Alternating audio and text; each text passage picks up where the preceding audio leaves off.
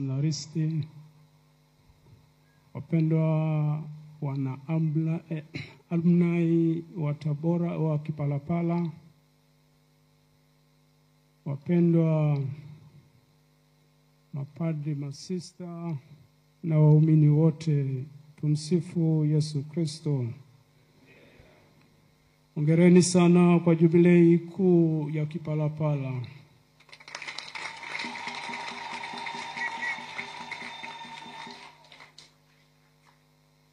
Ni moja ya jubilei adimu ambayo tunakutana siku ya leo kuisherekea miaka 100 tangu seminari kuu ya Kipalapala ilipoanzishwa. Tunafahamu jubilei nyingi na tumezishuhudia. Jubilei ya miaka 100 ni adimu sana. Juzi tulikuwa hapa Tabora, ingawa mimi sikuwepo. Tulikuwa na jubilei ya askofu mkuu Paul Ruzoka, ambayo yeye aliadhimisha miaka 50 ya ukasisi. Naomba tumpongeze tena. Na mimi natumia nafasi hiyo kukupongeza kwa sababu sikuwepo siku hiyo. Lakini ya miaka 100 ni mara chache sana kwa watu kusherehekea miaka 100. Na kama tunavyofahamu ni taasisi tu zinafaulu kupenya katika hiyo namba kubwa. Mambo machache ambayo tunaweza kuyakaweza kutusindikiza kwa tafakari yetu siku ya leo, mambo makuu matatu. Jambo la kwanza ni shukrani. Namtolea Mungu shukrani kubwa kwa siku hii ya leo.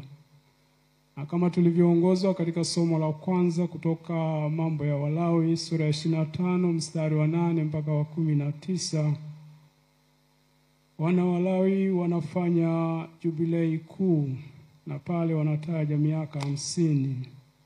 Ingawa ile somo linaenda mpaka mstari wa 55, maana yake ule mstari wa kwanza mpaka wa 55. Hiyo pia tunaikuta katika kitabu cha Kumbukumbu la Torati sura ya 15 mstari wa kwanza mpaka 23. Yanaelezwa mambo makuu mengi pale kuhusu jubilei. Na moja ambayo inaelezwa pale ni kumshukuru Mungu. Tumshukuru Mungu siku zote. Tumshukuru Mungu siku zote kwa neema zake alizotupatia kwa njia ya Bwana wetu Yesu Kristo.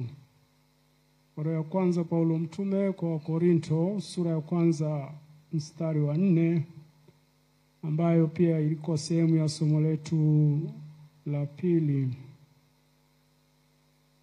Seminari kama tunavyofahamu haijaanza tu hivi hivi kwamba ilishuka tu kutoka juu mbinguni ikatua hapa.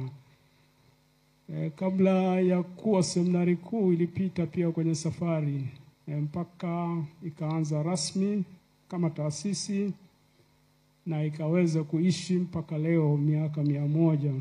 Nashukuru wa misionari wa Africa White Fathers kwa kueneza dini kwa kuleta uinjilishaji katika kanisa letu la Tanzania. Wakati ule bado labda ilijawa kanisa. Mwaka 1878 lianzia huko Bagamoyo na baadaye wakafika hapa Kipalapala. Seminari kama tulivyosoma au tunavyoona katika historia yake ilianza tangu mwaka 1908. Ilianzia huko Ushirombo kama seminari ndogo Mugala. Mwaka 1918 seminari kuu ilifunguliwa kule Ushirombo. Baadaye 1921 ilihamishiwa tena Utinta kule Ziwa Tanganyika. Na mwaka 1925 tarehe 4 Februari seminari kuu ilihamishiwa na kufunguliwa rasmi hapa Kipalapala.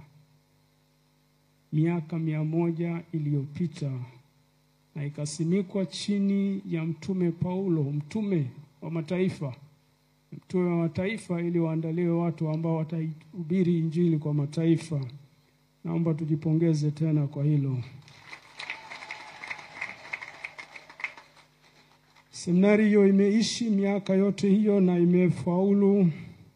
Wanafunzi wengi wamepita hapa, zaidi ya wanafunzi 3,500 wa seminaristi, na kati yao zaidi ya wanafunzi 1,500 ni mapadi sasa.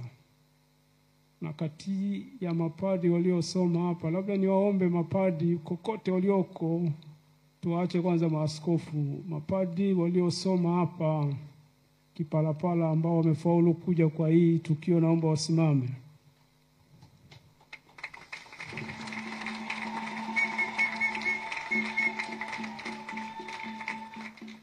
Naweza kuona umati jimbo kuu la Tabora haina idadi ya mapadi. Haya, tunawapongeza sana mapadi. Hongereni sana. Hawa ni sababu ya sisi kuwepo hapa. Sababu ya sisi kuwepo hapa na kusherekea hiyo miaka 100. Na kati yao kuna padi wa mwanzo kabisa ambaye alikuwepo, ingawa yeye hakumalizia masomo hapa, Padi Alphonse Ndekimo. Sijui kama yupo, asimame. Huyo hapo mzee ndio alianza mwanzoni. Utafikiri alipata upadisho mwaka jana. Hongera sana baba. Lakini seminari pia, kati ya waliopita hapa 43 ni maaskofu. Wengine wameshatangulia, lakini wengine wako hai. Naomba maaskofu sasa, zamu yenu ambao mlipita hapa Kipalapala, msimame tuwaone.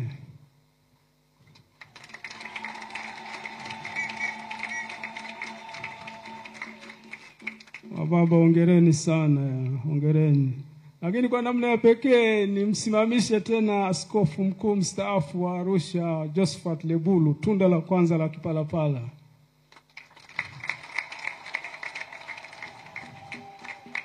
Yeye alipata upadisho mwaka 68, mwaka 1968. Hata mimi sijui nilikuwa na miaka mingapi. Kwa hiyo alianza 1965 wakati mimi nazaliwa. Baba, hongera sana. Hongera sana. Haya ni matunda, lakini pamoja na hayo kuna wengine ambao walisoma, tunasema idadi walikuwa 3,500, lakini mapadi tumetaja hiyo idadi. Lakini kuna wengine ambao kama Askofu Nzigilo mara moja alisema ni mapadi wa nchi kavu, wako huku. Wengine ndugu zetu wale ambao mmesoma hapa seminari na mko hapa, naomba msimame pia tuwaone. Okay.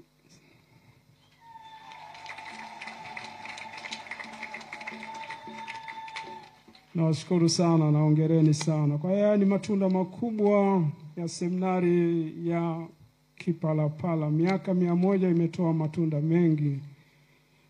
Turudi kwenye lile wazo la shukrani. Jubilei ya Wayahudi ni mwaka wa shukrani.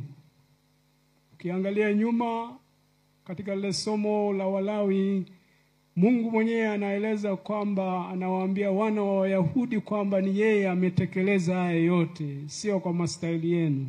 Na pale mwanzoni, sala ya mwanzo, kolekta madhama alisoma, haya si kwa mastaili yetu. Haya si kwa mastaili yetu. Na hayo ndio yanatajwa pia katika somo la kwanza kwamba Mungu mwenyewe katekeleza. Mungu mwenyewe katekeleza. Bila shaka seminari ilipita kwenye mawimbi mengi hapo katikati. Kuna ndugu zangu hapo wanakumbuka tu labda mawimbi ya wanayokumbuka ni ile MV Kipalapala. Ile sio kubwa sana, ingawa wanasema katika darasa ni nusu tu walirudi. Mara nyingi hata baadhi ya maaskofu wakisimulia, wakianza kusimulia ile wanaacha kwanza. Unaona ilikuwa kubwa ya kutosha, lakini hata hiyo haikuweza kuiangusha seminari. Kwa sababu gani? Mungu ametekeleza, yeye mwenyewe katekeleza.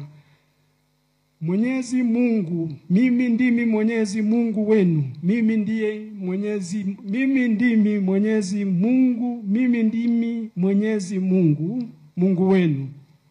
Walawi sura ya 25 mstari wa 17 inarudiwa tena katika sura hiyo ya 25 mstari wa 38 kwamba mimi Mungu mwenyewe ndiye niliyatekeleza haya. Kwa hiyo kwa kweli hatuna cha kujivunia sisi wenyewe zaidi ya kumshukuru Mungu kwa sababu ametekeleza yeye mwenyewe. Na ukiangalia nyuma ni nini kilisukuma seminari yaanzishwe hapa, hakuna anayeweza kuelewa, ni Mungu mwenyewe. Miti yote unayoona hapa ni miti iliyopandwa. Sipati picha sawa sawa miaka hiyo hapa palifananaje, lakini Mungu kachagua iwe hapa. Kwa hiyo shukrani kwa Mungu, tunamtolea Mungu shukrani kwa hiyo miaka. Tunamtolea Mungu shukrani. Somo linajirudia kwa miaka yote kwamba tunamtolea Mungu shukrani kwa sababu hiyo, kwa sababu katekeleza mwenyewe, kwa sababu yeye mwenyewe kaongoza, kwa sababu yeye mwenyewe ameilinda seminari hadi leo na tunaamini ataendelea kuilinda. Tunakuwa kama mkoma Msamaria ambaye tulimsoma katika Injili sura ya 17 mstari wa 15. Tupaze sauti zetu tumshukuru Mungu. Tupaze sauti zetu tumshukuru Mungu. Yule mkoma wanasema alipaza sauti yake akamshukuru Mungu. Hebu wote tupaze sauti tumshukuru